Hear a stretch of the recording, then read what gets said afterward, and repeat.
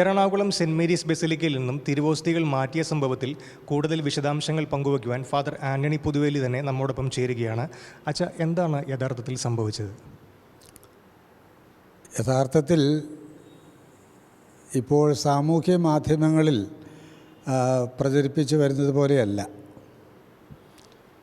അത് സാമൂഹ്യ മാധ്യമങ്ങൾ ഇപ്പോൾ വായിക്കുകയോ കേൾക്കുകയോ ചെയ്യുന്നവർക്ക്, കാണുകയോ ചെയ്യുന്നവർക്ക് തെറ്റിദ്ധാരണ ഉളവാകുന്ന രീതിയിലാണ് ഇപ്പോൾ ആ വീഡിയോ പലരും സംവിധാനം ചെയ്യുകയും അത് പുറത്തിറക്കുകയും ചെയ്തിരിക്കുന്നത്.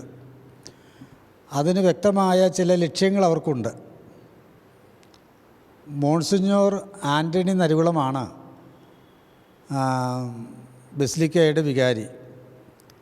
അദ്ദേഹത്തെ ആ സ്ഥാനത്ത് നിന്ന് മാറ്റി തലസ്ഥാനത്തേക്ക് എന്നെ നിയോഗിച്ചതാണ് ഇങ്ങനെയുള്ള തെറ്റായ വീഡിയോകൾ ഇറക്കിയവരുടെ പ്രകോപിതരാക്കിയത് എന്നാണ് ഞാൻ മനസ്സിലാക്കുന്നത്. ഇതിൻ്റെ നിജസ്ഥിതി എന്താണെന്ന് ആരും എന്നോട് ഇതുവരെ ചോദിച്ചിട്ടില്ല. വാസ്തവത്തിൽ ഇതിൻ്റെ നിജസ്ഥിതി ഈ ബഹുമാനപ്പെട്ട കുര്യാക്കോസ് മുണ്ടാടനച്ചനോ അല്ലെങ്കിൽ ഇങ്ങനെയുള്ള വീഡിയോകളുടെ പിന്നിലുള്ള വൈദികരോ അൽമായരോ ചോദിച്ചിരുന്നെങ്കിൽ എനിക്ക് വ്യക്തമായി പറഞ്ഞു കൊടുക്കാമായിരുന്നു. പക്ഷേ അതവർ തുനിയാഞ്ഞത്, അങ്ങനെ ചോദിച്ചു കഴിഞ്ഞാൽ, നിജസ്ഥിതി പറഞ്ഞു കഴിഞ്ഞാൽ അവർക്ക് ഇങ്ങനെ ഒരു വീഡിയോ ഇറക്കാൻ കഴിയില്ല. അത് എന്നെ വ്യക്തിപരമായി തേജോവധം ചെയ്ത് സമൂഹത്തിൽ സാധാരണക്കാരായ വിശ്വാസികളുടെ എന്നോട് വെറുപ്പും വിദ്വേഷവും ഉളവാക്കുക എന്നുള്ള ഗൂഢമായ ലക്ഷ്യം ഈ വൈദികരുടെ അൽമാരുടെയും പിന്നിലുണ്ടെന്നാണ് ഞാൻ മനസ്സിലാക്കുന്നത്. അല്ലെങ്കിൽ ഇതിൻ്റെ ആവശ്യമില്ല. അച്ഛാ, യഥാർത്ഥത്തിൽ തിരുവോസ്തികൾ എങ്ങടേക്ക് ആരുടെ നിർദ്ദേശപ്രകാരമായിരുന്നു മാറ്റിയത്? അങ്ങനെ എന്തെങ്കിലും? തിരുവോസ്തി സക്രാരിയിൽ നിന്ന് എടുക്കാനിടയായത് അഭിമന്യ മാർ ആൻഡ്രൂസ് പിതാവിൻ്റെ പ്രത്യേകമായ നിർദ്ദേശത്താലാണ്. കഴിഞ്ഞ ഡിസംബർ 24-ാം തീയതിയാണ് പള്ളി തിരുക്കർമ്മങ്ങളില്ലാതെ അടയ്ക്കേണ്ടി വന്നത്. ഇതുവരെ ഔദ്യോഗികമായി തുറക്കാനായിട്ട് സാധിച്ചിട്ടില്ല. അതിനുള്ള ശ്രമങ്ങളൊക്കെ സിനഡ് പിതാക്കന്മാരുടെ നേതൃത്വത്തിൽ നടത്തിയെങ്കിലും അതിനൊന്നും ബസിലിക്ക വികാരി വഴങ്ങാതെ ഇരുന്നതുകൊണ്ട് ഇതുവരെ സാധിച്ചിട്ടില്ല. എന്തിനായിരുന്നു വെച്ചാൽ തിരുവോസ്തി മാറ്റിയത്? അതായത് ഈ ബസിലിക്കയിലെ സക്രാരിയിൽ തിരുവോസ്തി ഉണ്ടെന്നുള്ള കാര്യം എനിക്കൊട്ടും അറിവില്ലായിരുന്നു. കാരണം ഞാനവിടെ കഴിഞ്ഞ 2022 ഡിസംബർ 16-ാം തീയതിയാണ് എന്നെ നിയമിച്ചതെങ്കിലും 19-ാം തീയതിയാണ് ഞാൻ ചാർജ് എടുത്തത്. അന്ന് മുതൽ ഇന്നേ വരെ എനിക്ക് അവിടെ ഒരു കുർബാന അർപ്പിക്കുന്നതിന് സാധിച്ചിട്ടില്ല. അപ്പോൾ സക്രാരിയിൽ ഓസ്തി ഉണ്ടോ ഇല്ലയോ എന്നുള്ളത് എനിക്കൊട്ടും അറിയാൻ പാടില്ല. 24-ാം തീയതി രാത്രിയിൽ അന്ന് പകലുണ്ടായ അനിഷ്ട സംഭവങ്ങളെ തുടർന്ന് RDOയുടെ നേതൃത്വത്തിൽ നടത്തിയ അനുരഞ്ജന ചർച്ചയെ തുടർന്നാണ് ഇനിയൊരു സമവായം ഈ പ്രശ്നത്തിൽ ഉണ്ടാകുന്നവരെ ബസിലിക്കയിൽ തിരുക്രമങ്ങൾ പാടില്ല എന്ന് നിശ്ചയിച്ചത്. അന്ന് രാത്രിയിൽ ഞാനും ദേവാലയ ശുശ്രൂഷയായ ജോസും കൂടി ദേവാലയത്തിലേക്ക് ചെല്ലുകയും അത് ദേവാലയം പൂട്ടാനായിട്ട് ഞങ്ങൾ ശ്രമിക്കുകയും ചെയ്തു. അങ്ങനെ മധുബഹയിലേക്ക് കയറിയപ്പോൾ മധുബഹ ആകെ അലങ്കോലമായി കിടക്കുകയായിരുന്നു. അച്ഛന്മാരുടെ തിരുവസ്ത്രങ്ങൾ ഒരു വശത്ത് കിടക്കുന്നു, അൾത്താരമേശ ബലിവേദി തള്ളി മാറ്റിയിട്ടിരിക്കുന്നു, പിന്നെ തിരിക്കാലുകൾ താഴ്ത്തു വീണ് ഉടഞ്ഞു കിടക്കുന്നു. അവിടെ ആകെ അലങ്കോലമായിട്ട് ബലിപീഠം അലങ്കരിച്ചിരുന്ന വിശുദ്ധ വസ്ത്രങ്ങളെല്ലാം അലങ്കോലമായി കിടക്കുന്നു. അങ്ങനെ ഇരിക്കെ ഞാൻ അൾത്താരയിലേക്ക് കയറി. അൾത്താരയിലേക്ക് കയറി കഴിഞ്ഞപ്പോൾ അൾത്താരയുടെ ആദ്യത്തെ ഒരു വാതിലുണ്ട്. ആ വാതിലിൻ്റെ ഇടയിൽ ഒരു കുസ്തോതി, അതായത് നമ്മുടെ കുർബാന സൂക്ഷിക്കുന്ന ആ പേടകം, അതാണ് കുസ്തോതി എന്ന് പറയുന്നത്. ആ കുസ്തോതി കാണാനിടയായി. പക്ഷേ അവിടെ സക്രാരിയുടെ താക്കോല് കാണാനില്ല. അപ്പോൾ ഈ കുസ്തോതി തുറന്നപ്പോൾ അതിൻ്റെ അകത്ത് ഓസ്തികൾ ഞാൻ കണ്ടു. ഇത് കോൺസെൻട്രേറ്റ് ചെയ്ത്, അതായത് കൂദാശ ചെയ്യപ്പെട്ട ഓസ്തിയാണോ അല്ലയോ എന്നുള്ളത് എനിക്കൊരാശങ്ക വന്നു. എങ്കിലും ഇവിടെ വെച്ചതുകൊണ്ട് താക്കോല് കിട്ടാത്തതുകൊണ്ട് ഒരുപക്ഷെ അവിടെ വെച്ചിട്ട് പോയതായിരിക്കാം എന്ന് വിചാരിച്ച് ഞാൻ ആ ഓസ്തി കൺസ്യൂം ചെയ്തു, ഞാൻ ഉൾക്കൊണ്ടു. അതിനുശേഷം ആ തുടച്ച് സങ്കീർത്തിയിൽ കൊണ്ട് വെച്ചു. പിന്നീട് ഞാൻ ആൾത്താര ശുശ്രൂഷയോട് ചോദിച്ചു, താക്കോൽ ഇവിടെ എവിടെയെങ്കിലും ഉണ്ടോ എന്ന് അന്വേഷിക്കാൻ പറഞ്ഞു. അവിടെയൊക്കെ ഞങ്ങൾ രണ്ടുപേരും കൂടെ അന്വേഷിച്ച് താക്കോൽ കിട്ടിയില്ല. പിന്നെ കണ്ടത് അവിടെ താഴെ 2 കുപ്പി വീഞ്ഞ് പൊട്ടിക്കാതെ വെച്ചിരിക്കുന്നു. പിന്നെ ഒരു കൂടിനകത്ത് വലിയ ഓസ്തിയും ചെറിയ ഓസ്തിയും അടുക്കി വെച്ചിരിക്കുന്നു. പിന്നെ ഓറഞ്ച് ഇഷ്ടമാതിരി കിടക്കുന്നു, ബിസ്ക്കറ്റുകൾ കിടക്കുന്നു. ഇങ്ങനെയുള്ള ആകെ ഒരു വല്ലാത്ത ഒരു സിറ്റുവേഷനിലാണ് കിടന്നിരുന്നത്. അപ്പം ഞങ്ങൾ അതിനുശേഷം ഈ കുസ്തോതി സങ്കീർത്തി കൊണ്ട് വെച്ചു, വീഞ്ഞും സങ്കീർത്തി കൊണ്ട് വെച്ചിട്ട് അടച്ച് പൂട്ടി പള്ളി പൂട്ടി പോന്നു. പിന്നീട് ഇതുവരെ തുറന്നിട്ടില്ല. പിന്നെ ഇതിൻ്റെ അകത്ത് ഈ ഓസ്തി ഉണ്ടോ ഇല്ലേ എന്നുള്ള കാര്യം കപ്പ്യാരും പറഞ്ഞിട്ടില്ല, അതുപോലെ തന്നെ അച്ഛന്മാരും പറഞ്ഞിട്ടില്ല. അത് അച്ഛന്മാർക്ക് അറിയാവുന്നത്. അപ്പോൾ അവരാണ് പറയേണ്ടിയിരുന്നത്. അപ്പോൾ ഇതുവരെ 6 മാസമായിട്ടും ബസിലിക്കയിൽ അവിടെ താമസിക്കുന്ന 2 കൊച്ചച്ചന്മാരോ വികാരി ബഹുമാനപ്പെട്ട മോൺസിഞ്ഞോർ ആൻ്റണി നരികളുമോ എന്നോട് പറഞ്ഞിട്ടില്ല. അതിരൂപത ക്യൂരിയയിൽ നിന്നും പറഞ്ഞിട്ടില്ല. ഞാനതുകൊണ്ട് 3 ആഴ്ചയ്ക്ക് ശേഷമാണ് ഈ താക്കോല് എൻ്റെ കൈവശം കപ്പ്യാരിനോട് തരുന്നത്. അച്ഛാ, ഈ CCTV ദൃശ്യങ്ങൾ അച്ഛൻ സങ്കീർത്തി കയറിയിട്ട് പിന്നെ പ്ലാസ്റ്റിക് കവറായിട്ട് തിരിച്ചു പോകുന്നൊരു ദൃശ്യങ്ങളിൽ കാണുന്നുണ്ട്. അപ്പോൾ അതെന്തായിരുന്നു എന്ന് വ്യക്തമാക്കാം. അത് ഞാൻ ഈ ആരെയും അറിയിച്ചിരുന്നില്ല അവിടേക്ക് വരുന്ന വിവരം. കാരണം വിവാദപരമായ ഒരു സാഹചര്യത്തിൽ എന്നെ അനുകൂലിക്കുന്നവരോടും പ്രതികൂലിക്കുന്നവരോടും ഞാൻ ഒന്നും മിണ്ടിയില്ല. ഞാൻ അവിടെ വരുന്നുണ്ടെന്നുള്ള കാര്യം അത് അച്ഛന്മാരോടും പറഞ്ഞിട്ടില്ല, ഓഫീസിലൊന്നും പറഞ്ഞിട്ടില്ല.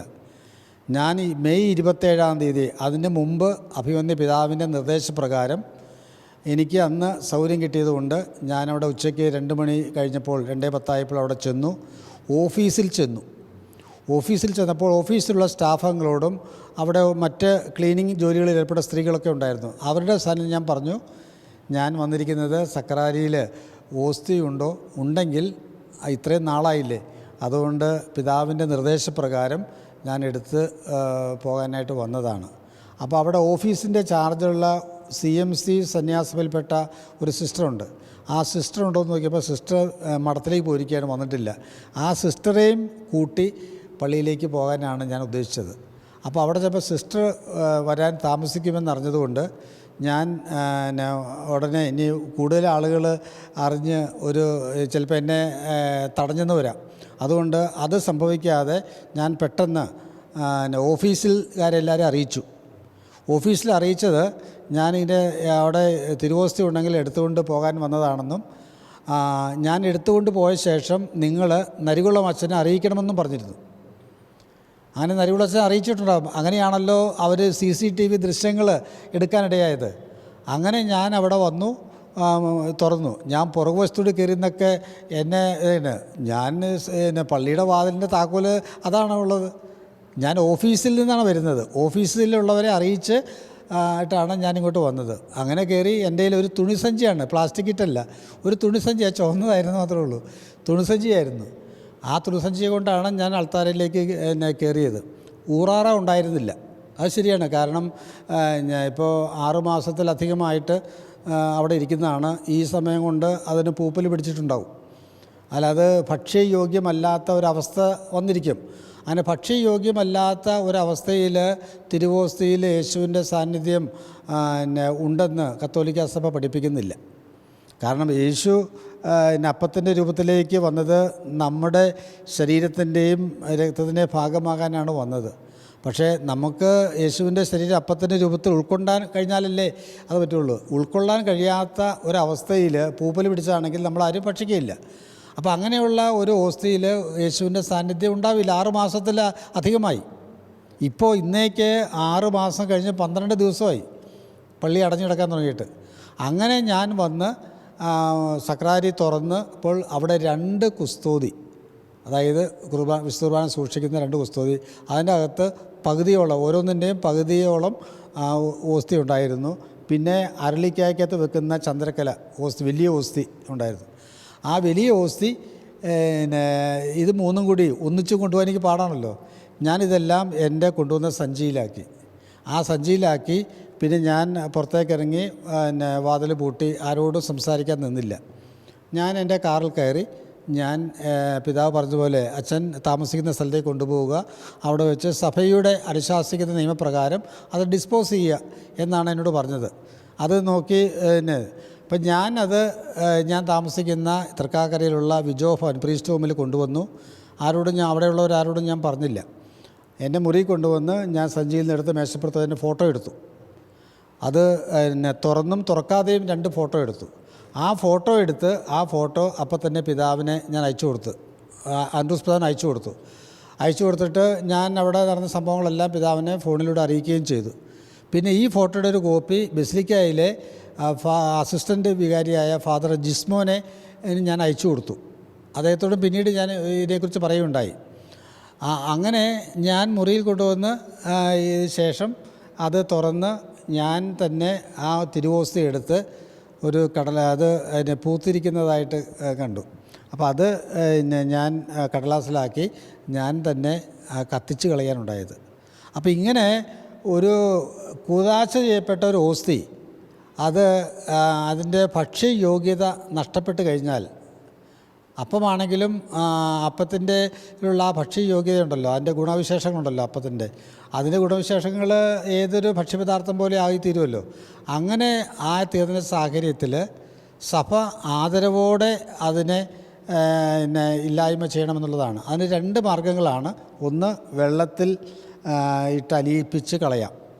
രണ്ടാമത്തേത് കത്തിച്ച് കളയാം. രണ്ടാമത്തെ മാർഗ്ഗമാണ് ഞാൻ സ്വീകരിച്ചത്.